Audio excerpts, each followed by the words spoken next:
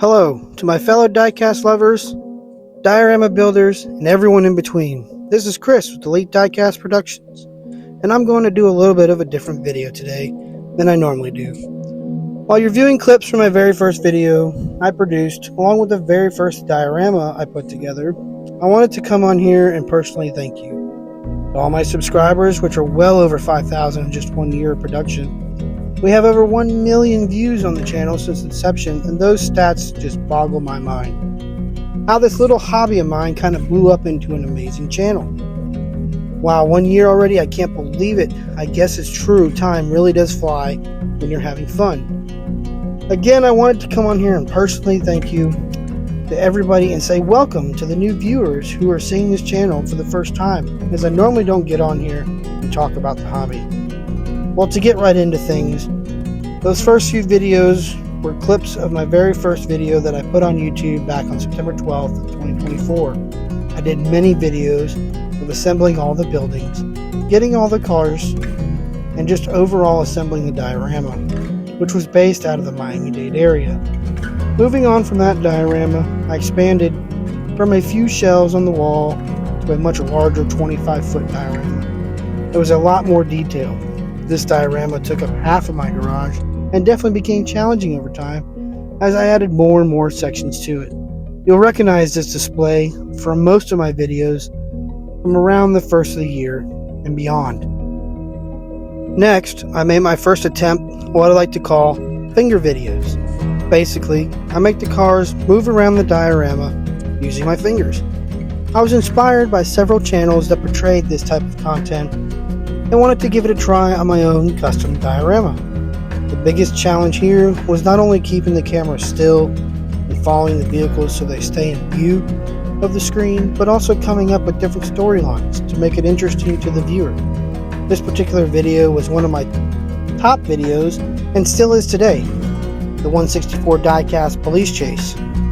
Guess people really do love police chases.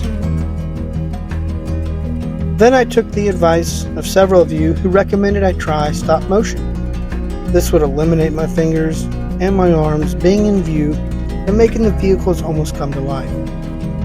Here you can see my first attempt, about of which didn't turn out too bad.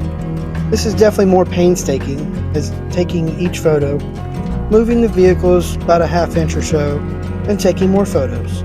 But the results were phenomenal. As I made more videos and got more experience, I played around with the different speeds, different tools on the editing software I used to create more special effects, smoother transitions, better storylines, and overall better content. Eventually, the diorama outgrew the garage. It was moved out to my shed where I could control the lighting better, along with the foot traffic. When friends and family would come over to visit, I wouldn't have to pack it up or protect the layout to prevent any accidental damage. Here is the entire layout in all of its glory.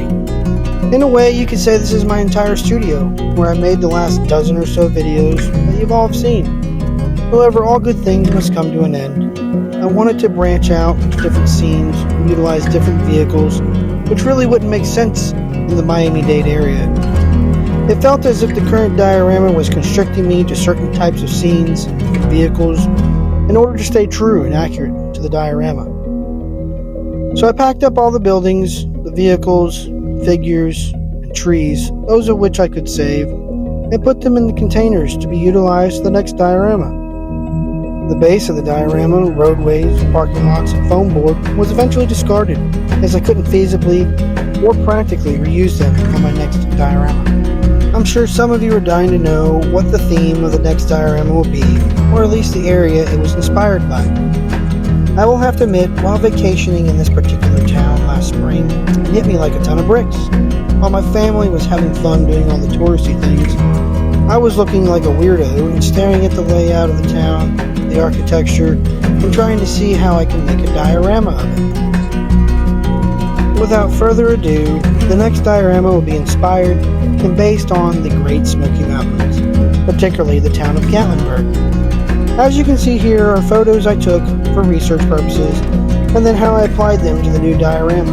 My next video will be on the overview of the start and finish of how I made this dream come to life. As always, thanks for watching, and don't forget to subscribe so you don't miss out on all the new content coming in the brand new Mountain Town diorama.